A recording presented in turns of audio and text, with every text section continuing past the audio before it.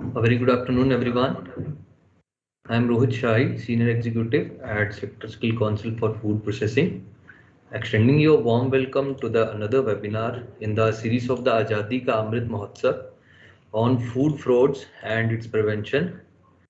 Before I start, I would like to express my sincere appreciation to all my team members, our speakers, and all the audience for joining us today. I hope that we may have a knowledgeful session today. And before I start, I would like to hand over to the Pritha ma'am so that we can have a brief introduction about the FIXI. So over to you, ma'am.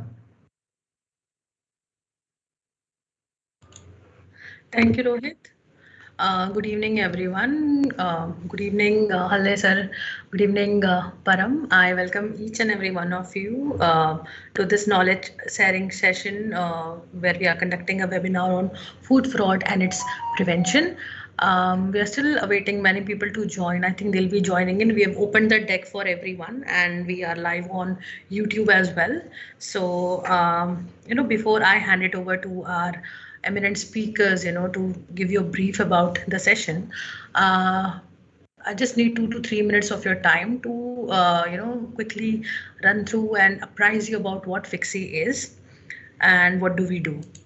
So let me just upload my presentation. Is my screen visible? Is my screen visible, Rohit? Yeah, okay.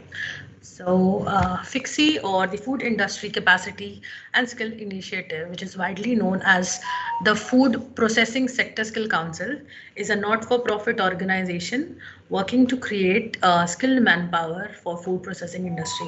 We are promoted by the Federation of Indian Chambers of Commerce and Industry, that is FICCI, with the support by NSDC, that's National Skill Development Corporation, and Ministry of Food Processing Industries, that's MOFPI.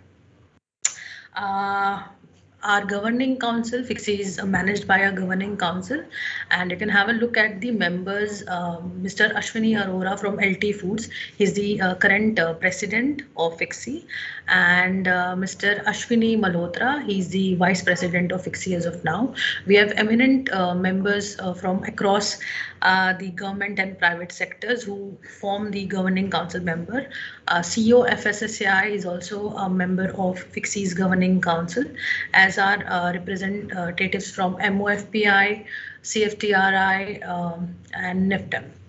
So these are few of our industry partners.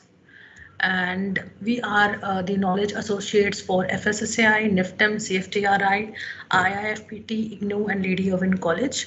And very recently, we have entered into MOU with the Food Processing Skills Canada, and we have come up with a very interesting course, that's India Food Safety Readiness Program. That's one of its kind program and a self-paced learning program module, that gives you details on the global food safety scenario.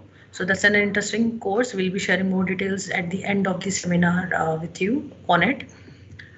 So what does FIXI do? So FIXI is an industry-led body that is mandated to create skilled manpower for the food processing industries. We provide the following services, that is, we develop standards, content, and curriculum, and these are the qualification packs, which are job role oriented for the food industry. We are responsible for conducting the assessment and certification of the trained candidates. We participate in the setting up of affiliation and accreditation of the training centers. As of now, we have over 250 training centers across the country. We plan and facilitate the execution of the training of trainer and training of assessors program that run the skilling training scene across the country. Also, we work very closely, with the policy makers to strategize different initiatives that are required in the skilling of food industry. Apart from that, we are an empaneled training partner with FSSAI, and we conduct FOSTAC training. Till date, we have trained around 45,000 food handlers across the country on different FOSTAC courses.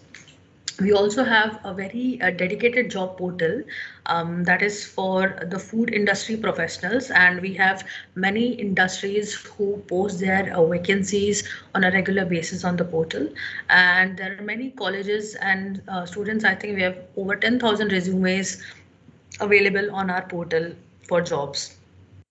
Apart from that, we have our own learning management system. That's an online e-learning platform, and almost all of our courses are available on this platform. It has linked to many videos on skilling, different skilling job roles. We have converted few for stack training curriculum in a video mode, that is accessible. And another thing that we are into is NAPS, that is the National Apprenticeship Promotion Scheme. So this facilitates, apprenticeship opportunities to students across the food industry. So these are, some of the things that we do. We'll be any which way sharing more details about how you can avail these services and get to know more about them, once we end the session. All right. So that's about Fixie. And I'll hand it over to Rohit so that he can introduce our speakers and we can start with the session. Thank you, everyone. Thanks so much.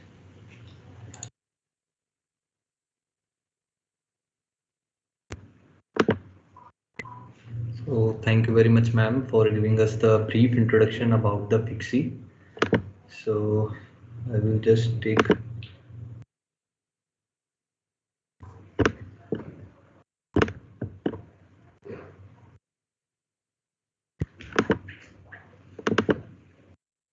So today we have a speaker with us, Dr. Prabodh Halde. Dr. Prabodh Halde is currently working in Marico as head regulatory in R&D, and Dr. Halde has 26 years of string industrial experience and worked for the Bakesman, ACC, and Coca-Cola India. And he's the executive committee member of PFNDAI and C India, and he's the research council member of CSIR, CFTRE, and IIFT Tanjore Mofpi. He is on BOM studies for BMN Khalsa, SNDT Polytechnic, ICT Aurangabad, ICT Kolhapur, KG Soumya College, and he's on advisory board on SBT, SNDT, and MIT Pune. So he's also has the experience of past president of Association of Food Scientists and Technologists of the India CFTRE Mysore, and he has delivered more than 200 seminars and lectures at the different conferences across the India and abroad on the food processing quality and the food safety. He is also a national resource person for the FOSTEC program of FSSAI, and he has delivered over 300 national and international seminars. So I welcome you, sir, in the webinar. Thank you for sparing the time from your busy schedule and agreeing to be the part of the speaker. And now please enlighten all the audience with your wise knowledge, sir. Over to you, sir. Thank you, Rohit. Thank you, our friend Pritha. And I will take straight 15 to 18 minutes. How many people have there? I think 263. Wow, fantastic. Am I audible? Yes, sir, you are perfectly audible. Okay, great. Let me open my presentation. The topic given to me is food fraud. So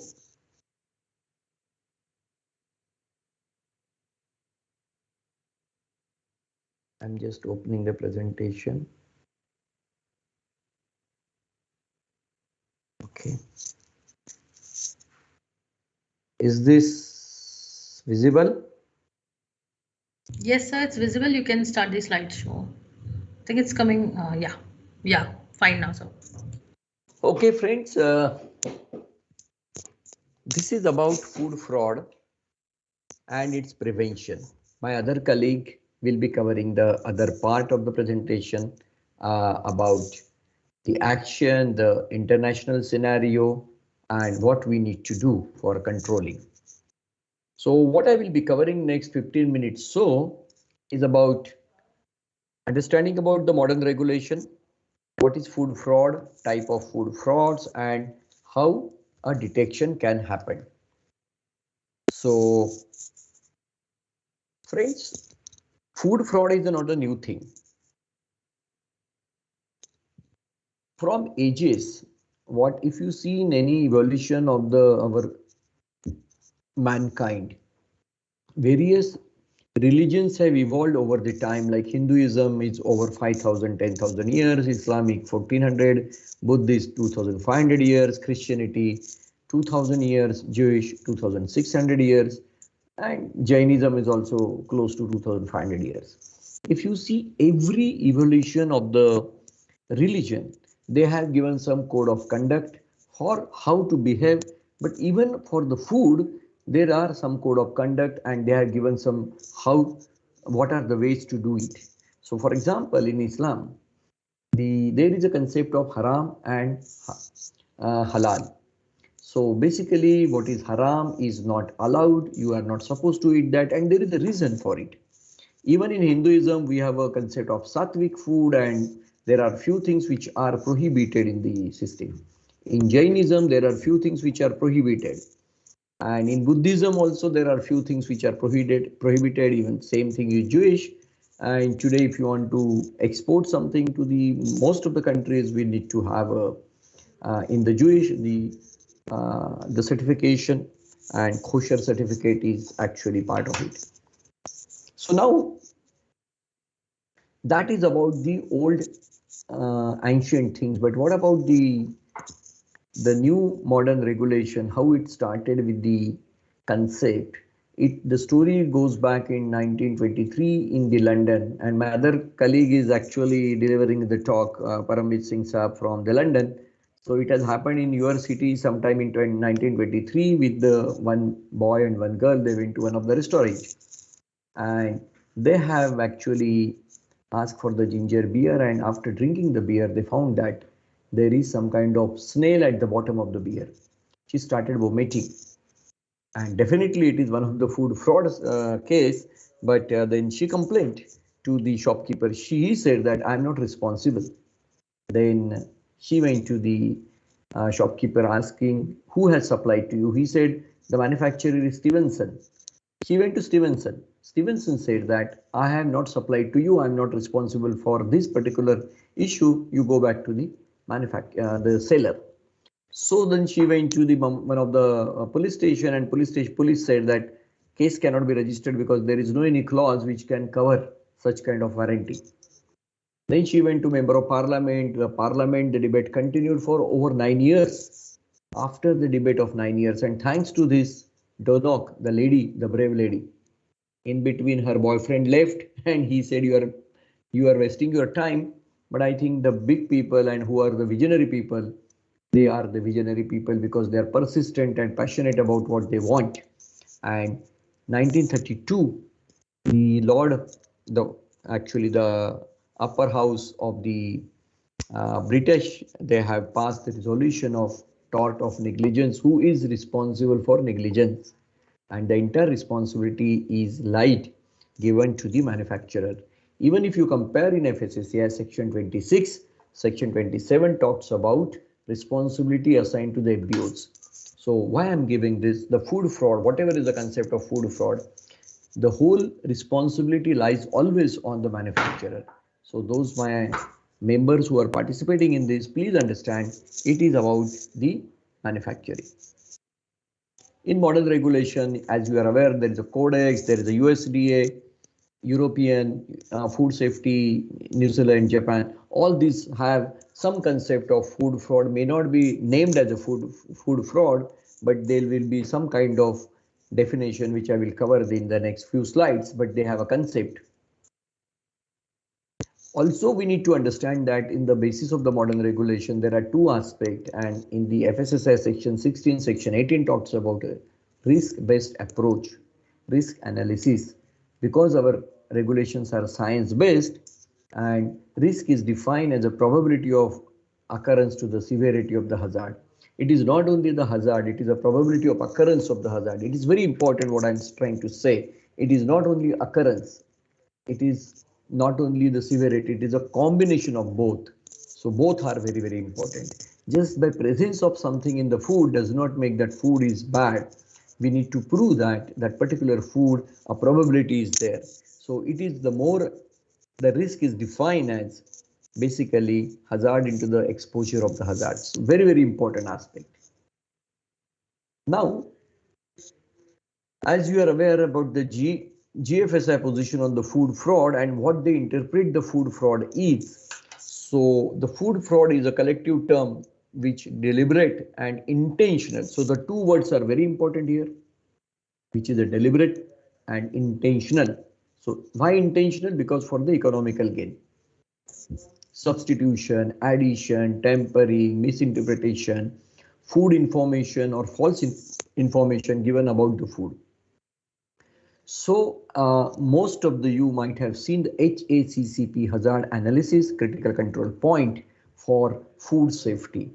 Now since the food fraud concept is coming up, so the threat analysis and critical control point and vulnerability analysis and critical control point for the food fraud and for food defense, threat analysis and critical control point. So just because we are not going to go into the detail, but I request Pritha, whenever you have time, we can organize a detailed program about TACCP or VACCP, because India is exporting. This COVID has given us the good opportunity of export, and most of us are aware about HACCP, but we have failed to conceptualize and certification of TACCP or VACCP. Now, the question will come in your mind, what is the difference between HACCP, VACCP and TACCP? So just in this 2x2 matrix, you would come to know that whenever you are doing anything intentional, which is for economical gain, it is a food quality HACCP or food fraud. But when you are doing intentional to harm the public, it is a safety issue, like unsafe, like you are adding some color which is unsafe, or you are adding urea into the milk which is unsafe, and there is a concern to the safety, so which also can come part of the HACCP, or it could be a food defense issue. So basically whatever is the different food defense issues which we can actually talk about. But let me tell you, future is all about identification of such issues in advance. That's why called as VACCP or TACCP. Now, what to be called as a food fraud? This is very logical. It's very simple. All adulteration will fall under food fraud. All tampering. We have seen like people are taking the milk out of the box. People are taking, I know that in Mumbai we have seen such kind of people they're just taking 20 ml milk from each bag and then they seal the bag. It is a tampering. Overrun. In the ice cream case, many people do that. Theft, actually theft. So giving the product less than the quantity, diversion, simulation, imitation and counterfeit. Let me tell you, in the counterfeit, India is about 11% of the products are copy product. You must have seen if you go to China or if you go to Thailand, the people ask you, you are looking for the first copy of the iPhone, they can give you the first copy of the iPhone. The most copyable item is your watch. And we purchase those watches which are actually original watches, copy, first copy, second copy. So this is also the counterfeit, and that is also will come under the fraud cases. In case of food, you would see that people are selling Coca-Cola, or I don't want to take some names, but the expensive and the good brand easily copyable. So in many of the many of the good brands get copied, and people actually just change the spelling and do it. It's a counterfeiting. Now, with respect to the FSSAI, just want to tell you that in FSSAI, we have only three concepts: misbranding, substandard, unsafe. Now, all these contribute to food fraud only. Misbranding means anything imitation, anything false information, not declared the additive added, sold in name of belong to others. Like I'm selling the Totapuri, I'm selling the Hapus mango, but actually selling the Totapuri mango. This is also the sold in other name, is a misbranding. Substandard means when the standards are not being met, Like you are adding water into the milk, it's substandard. Unsafe means you are doing something which is injurious to the health. But when it comes to the food fraud, it is an intentional activity. In substandard, there might be a chances when the things have not been done intentionally.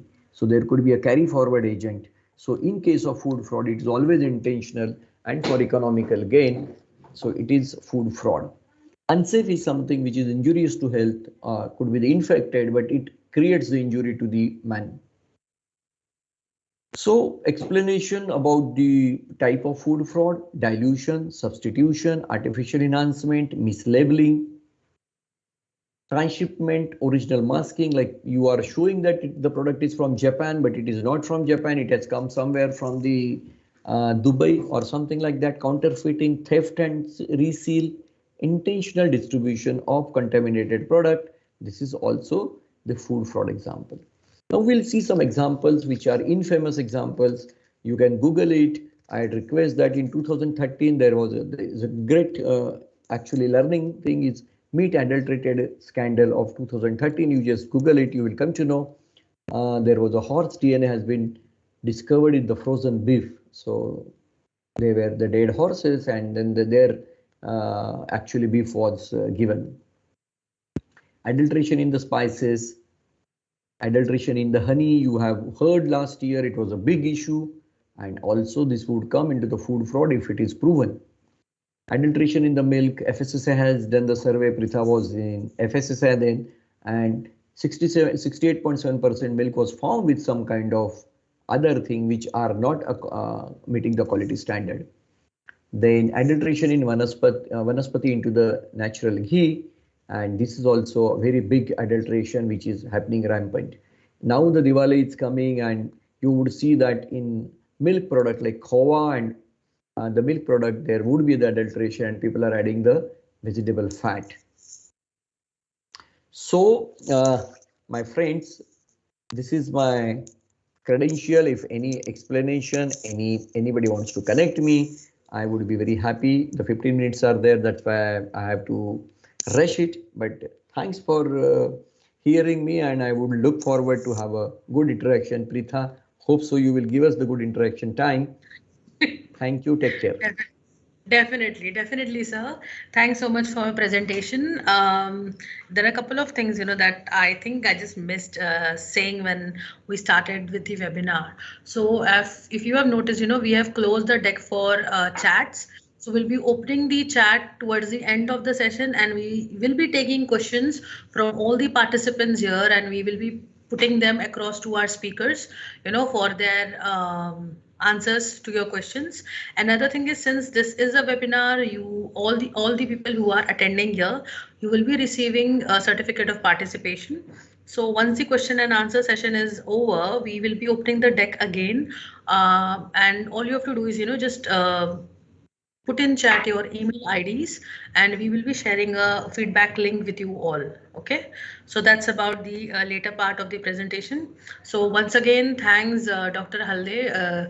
I think majority of you who are working in the food industry might have heard about Dr. Halde.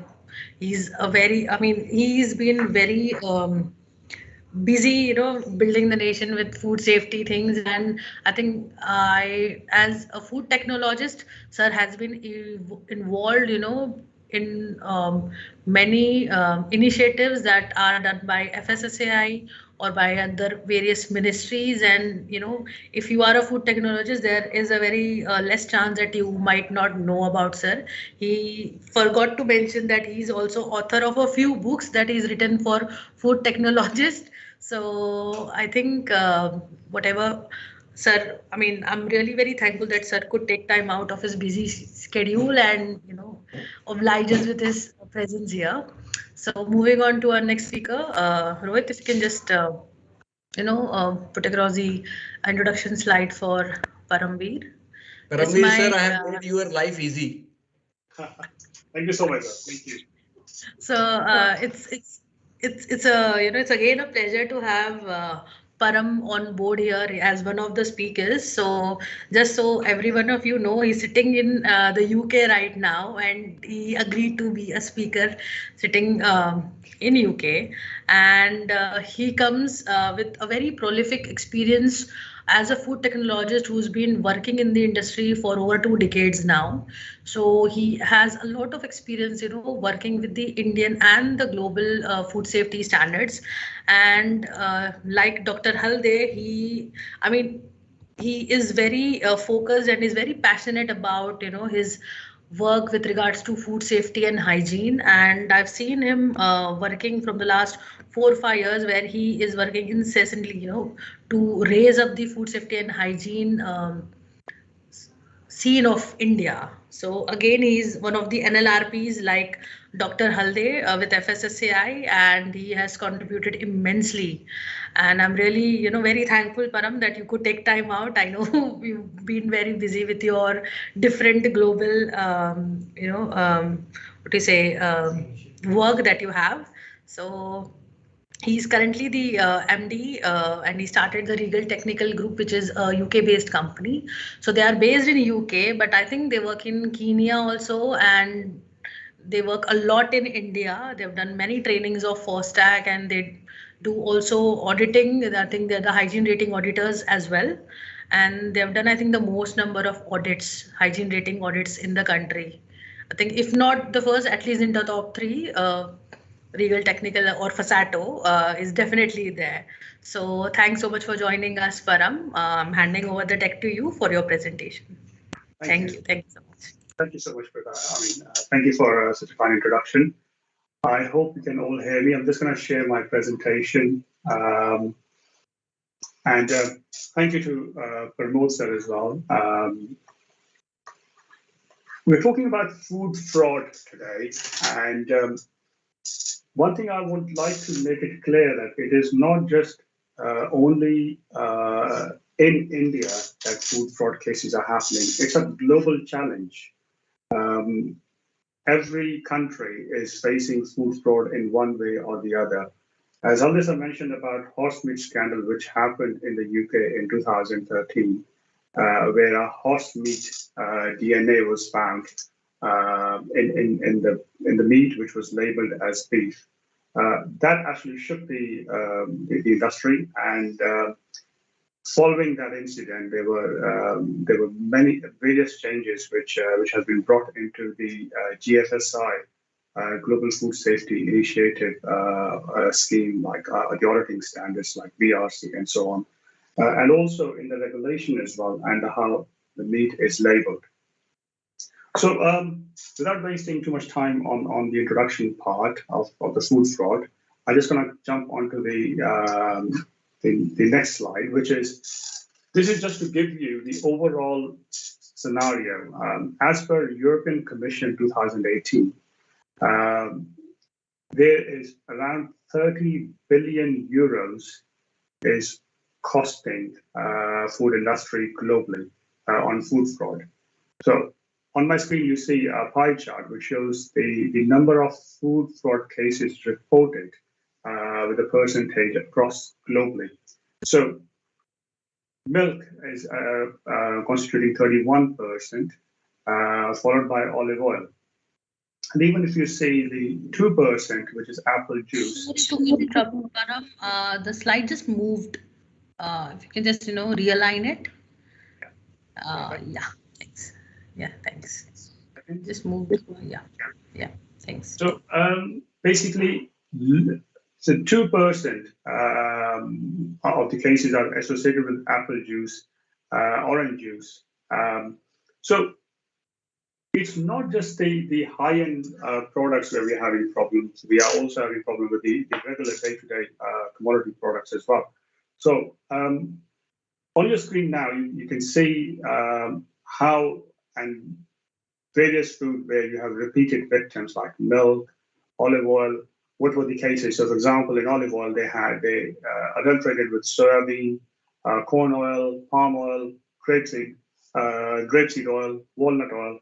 So it all depends upon demand and supply scenario. Where these fraudsters find out that, look, there's a potential to make money, they basically look for different innovative techniques how they can actually adulterate the product so that the normal testing method cannot actually identify the adulteration.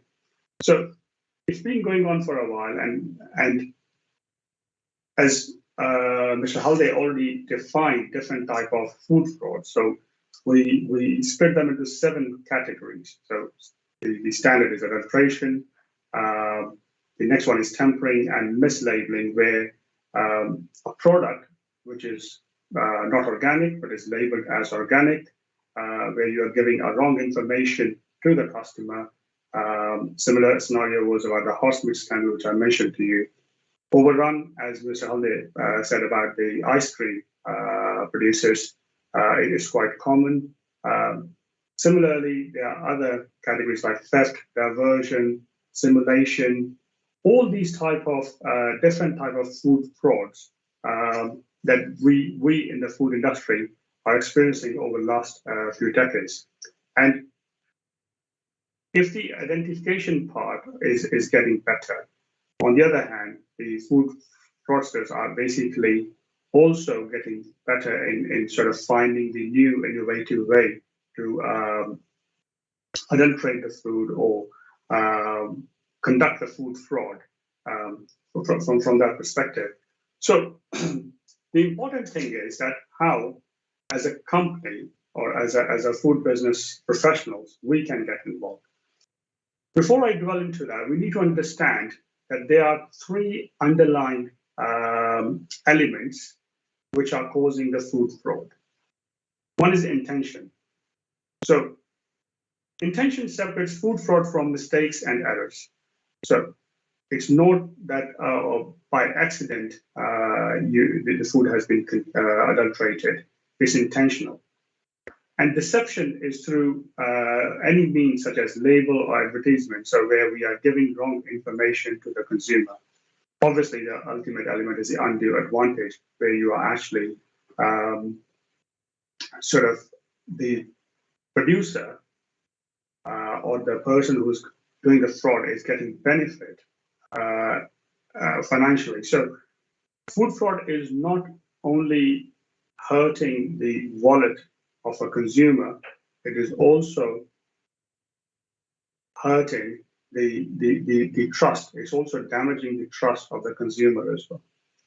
So majority of the time, when I was a kid, we have seen our parents saying that, is this a legitimate product or is it a copy? So same thing in food, that even today when we are actually purchasing, we have some doubts in our mind that whether it's a legitimate product or it has been counterfeit or it has been it's a copy of the original. So the pressure is on manufacturer, the pressure is on industry. So in order to tackle food fraud, there is no one single type of approach we can use. So we need to use multiple type of approaches in order to sort of tackle the fraudsters or identifying them, that they are basically conducting these frauds. So in the previous slides, you have seen the HACCP, HACCP, TACCP, which is Threat Assessment Critical Control Point, and VASP, Vulnerability Assessment Critical Control Point. All these are management systems which an industry can implement in order to sort of reduce the risk of these frauds. In my next slide, I'll briefly touch on the VASP part. Unfortunately, we don't have enough time, but we request Privaji that in future we may actually do a special session on TACCP or VASP, so that we can explain you in more detail from an industry perspective what things or what controls you can put in place to prevent these frauds. The other thing is that similar to food safety, we need to have an industry culture that where we work towards one direction about food fraud. There is a need that we should basically have a central database where all these frauds or the incidents can be reported so that other industry colleagues can get benefit out of it and they don't fall victim of the same scenario. Also, we should strengthen whistleblowing in industry. We should encourage the workers, the supervisors, or the managers to obviously escalate or highlight any potential issue which is related to fraud to the senior management so that necessary action can be taken. It has been noticed that sometimes the reporting structure is not designed in such a way that the things can be reached to the top management level. And they normally get mixed up at a middle management or even at a lower management level. So it's also part of GFSI initiative, the BRC standard version 8, that companies should implement a good whistleblowing system in place. And that's not only internal part, it can be also reporting to the officials where the regulatory people or the those who are responsible for enforcing legislation can actually get involved and identify any such activity. As I mentioned earlier, that there is a need for a central database where all the information can be collected and can be made available to the industry level. Now, there are many web portals already available. For example, in Europe, you have RASAF, where you can. It's available to worldwide, and you can access it for free, where you can see any incidents related to food, both food safety or food fraud, that where issues have been identified, they have been reported, and what actions have been taken. So while you're working in industry, it's very important to carry on horizon scanning, that what's happening around you. I mean, if you are relying on agricultural produce for your raw material, then please keep an eye on what's going on in that sector. Is there enough supply, or is there any sort of a supply issue? If there are any supply issues, that's a time when fraudsters will actually jump in and try to sort of make money by adulterating or by sort of using a substandard product or providing you a substandard ingredient and so on. So it's vital that you should keep an eye on what's going on in the market and tweak your management systems accordingly or update them accordingly so that you put extra controls in place in order to avoid any potential substandard product or adulterated product coming to your premises. In addition to that, as I said, we need to look for innovative techniques. The testing part, it's very important that we should look for new methods of testing, new techniques which are available. Yes, they are expensive. I mean, new techniques are costly. However, if you look at the long-term benefits of testing the product, it is quite high. Because if any substandard product or adulterated product enter your supply chain and you put your label onto that product, it becomes your responsibility. And if it is being found later on that there has been fraud committed and your name was on the packet, it's your brand which is at stake. So as industry, we need to look at what are the techniques available or what are the new testing regimes available worldwide and see how it can be implemented at your place or in your organizations in order to prevent these things happening. Supply chain checks. I'm sure you must always do the supply chain checks as part of your HACCP study, but it's vital that you should include the VASP side, the vulnerability assessment into it as well, and see where the weak points are, and perhaps you can focus on those weaker links or weaker points where you can do more audits or ask for compliance certificates, ask for COAs and so on, in order to ensure that you are not compromising at that point. Also, there's a word called blockchain traceability. I'm sure you must have heard because it's getting very popular now these days. And that is where I think a true innovation has come from technology perspective and preventing the food fraud method. So if possible, then you as a manufacturer or as a supplier should look at what are the possibilities of adopting blockchain traceability system so that we can prevent these fraudsters to affect our supply chain. Now, obviously, as Halisa mentioned about the FSSAI regulation, as new frauds are coming up, I think there's always a room to improve the regulations, to actually strengthen the regulatory framework, not only just from the legislation perspective, but also from the enforcement perspective. And this can be done if industry and regulatory people work together and share the information with each other. Because if you're sharing the information with the regulatory framework, so they can actually pass on to the other states or to FSSAI, and they can be communicated throughout the country. So this is another way of actually preventing food fraud. Now, on this slide, I just want to take not more than a few minutes just to discuss about the VASP, which is vulnerability analysis or vulnerability assessment and critical control point. The simplest way of doing this is that you draw up a list of all the ingredients and materials used in the manufacturing process, and then identify potential forms of fraud they may subject to. And again, you can actually link that to the profitability and the detection methods available.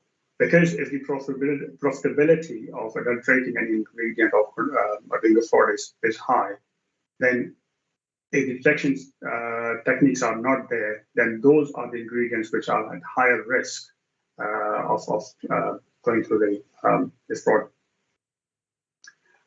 Also, evaluating the risk of fraudulent practices, and then identifying and implementing the control measures in order to prevent this food fraud. And the most important thing is that you must record and review these findings on a regular basis. Again, horizon scanning is part of that, but you must keep an eye on what's going on in the industry, in the market in general. I mentioned about the innovative techniques. This is the DNA barcoding system which is being used to detect food fraudulation.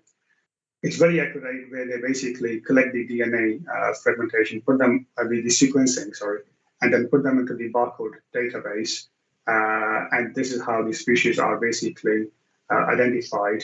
And any substitution where fish has been relabeled as a different species can be easily identified.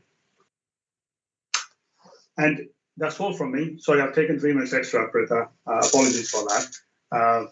But that's exactly fine. Thank you.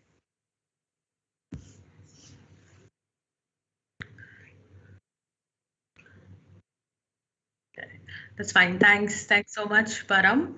I think even I was of the opinion, as Dr. Halde also mentioned, and even you are saying, that we have to come up with another program or another webinar that talks in detail about the TACCP and VASP. Okay, because that is something, until unless we touch that subject, the food fraud information and how to prevent it, how to detect it and how to prevent will not be complete. So I think you've shared a very good insight about what's happening, with the food fraud scene globally. Thanks so much, Param. So now we are opening the deck for questions from our participants. Kamal, if you can please. So the chat is now active. So I think the participants can now, put in their questions that they want to, ask our speakers here, and we'll be happy to, take it to them and they'll answer it for you.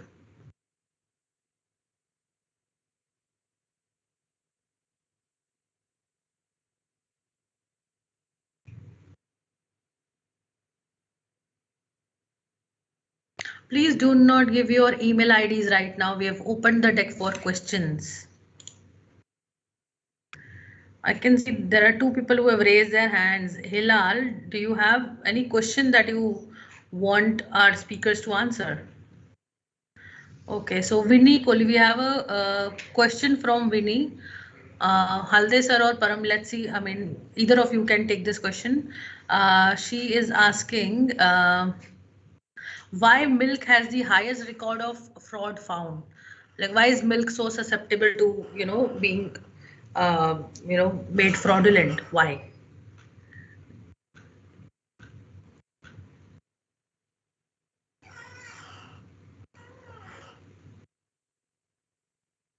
Halde sir?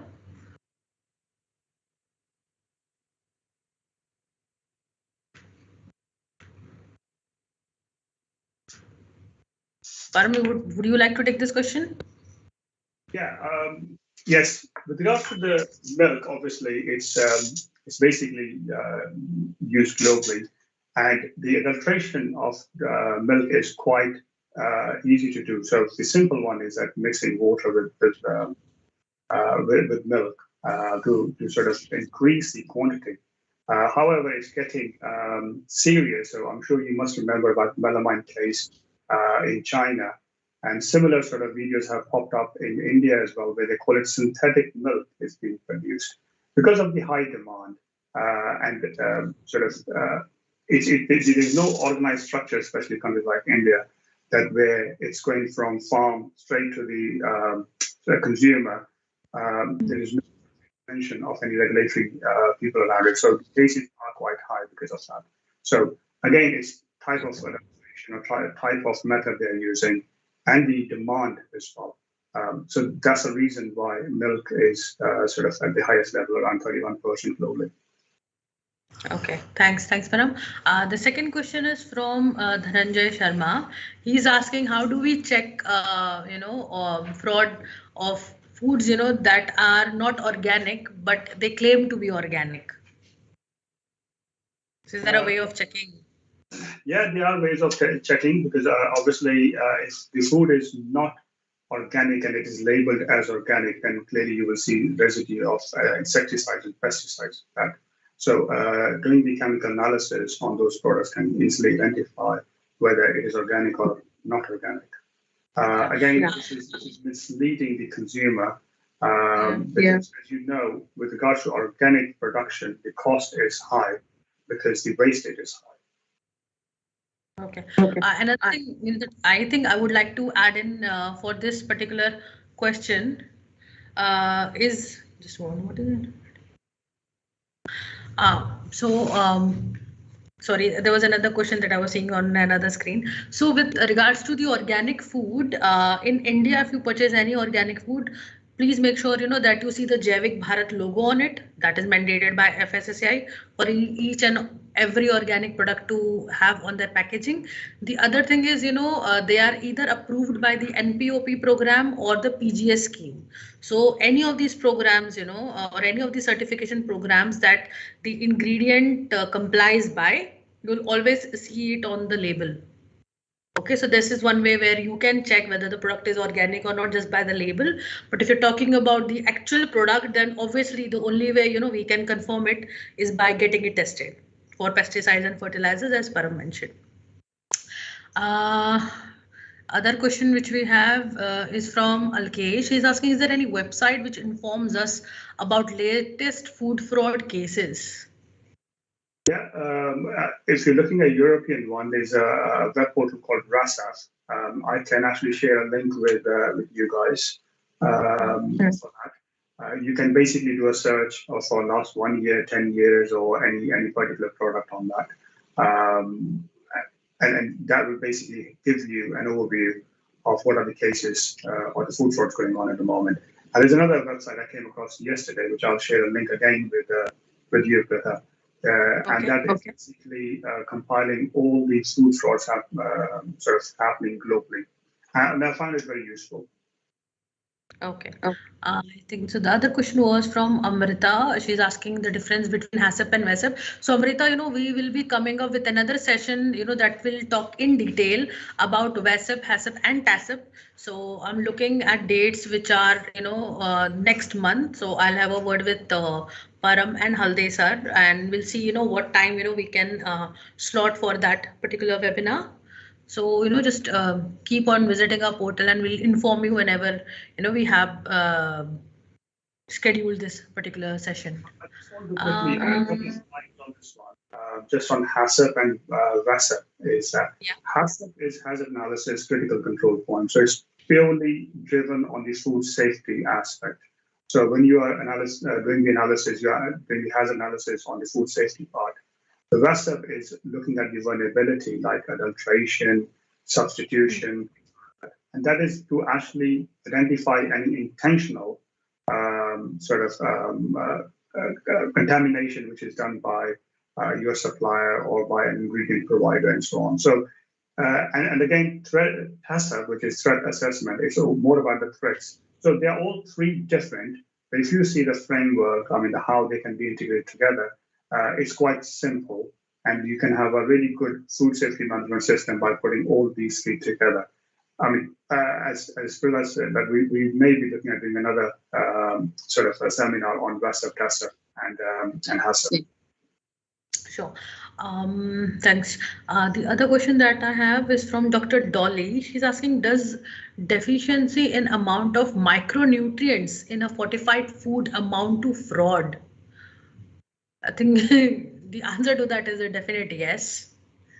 Yeah, because for fortified food, you cannot have any product, you cannot claim to have any product fortified if it does not meet the norms, or the specifications as outlined by FSSAI against like how much of a micronutrient it's supposed to be added or present in it.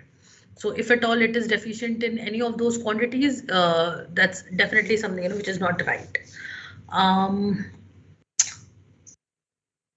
So we have a question from Manohar. Param is asking, is there any technology or instrument that can identify the adulterants of the food product, which is easily operated by, which can be easily operated manually? Yeah, there are different techniques or equipments available, but depending on which type of product we are looking for.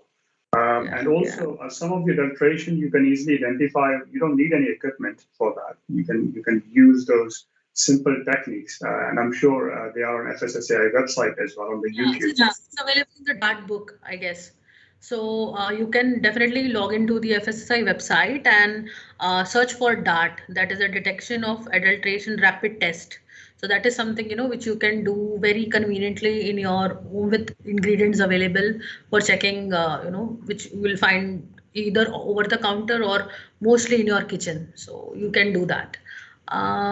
We'll take the last question for today.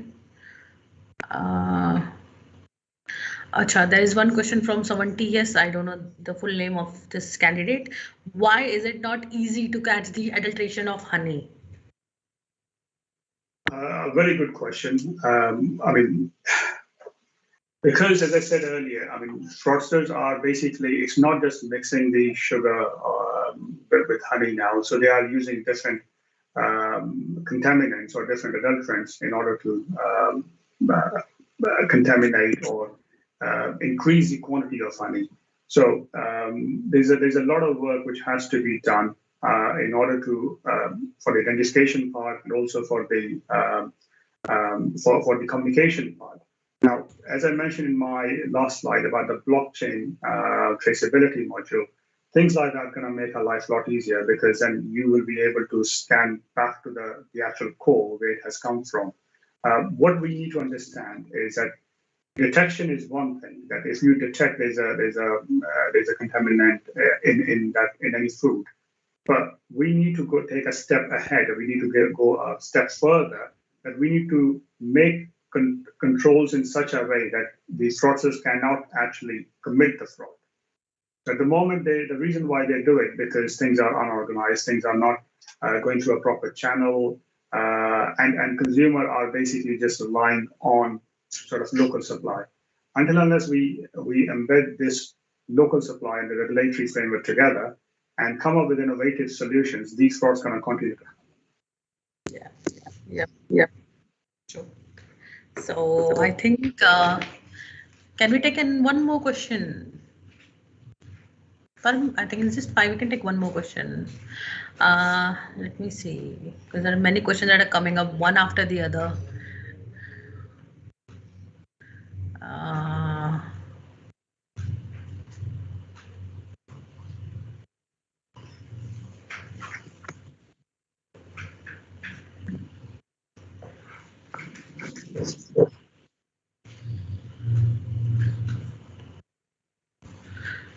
The remaining questions are very specific. So I think that's about it. For all the people here, all the candidates, I think, you can start putting your email IDs in the chat box. And I'm very happy to inform you that, our session was attended live by around 330 participants, and we have around 70 people who are watching it live on YouTube. So the session was attended by close to 400 people. That's really awesome. Another thing is, this particular session will be available on our LMS, the details of which I think Rohit will be sharing with you all. And the recorded session will be available on our YouTube channel of FIXI. So thanks everyone for joining in and making this session really successful. Thanks again, Param. Thanks so much for taking your time out and being a part of this knowledge sharing session today. Thank you, Halde sir. I think Halde sir has gone for some meeting. He's a really busy person. I can see him online, but sorry, Prita ji. Okay. I am very much there. I was listening all the answers, but I got caught up with something. Sorry, because he was beautifully answering everything, and wonderful program. Yeah. So sir, I think we all deserve a little pat on our backs, for presenting this session to like close to 400 people today. So which is a really awesome thing. So that's nice. Thanks so much, everyone, and happy Navratri. I think we started the Navratris on a very high and positive note with our intention of how we can combat food fraud. So keep on watching the space for more and more sessions, that we get in for our budding food technologists and food professionals for the industry. Thanks again, and a very heartful thanks from FIXI to each and every one of you. Thanks so much, guys. Thank you. Thanks, Dr. Alde sir. Thank you, Param. Thank you. Have a good day. Bye-bye.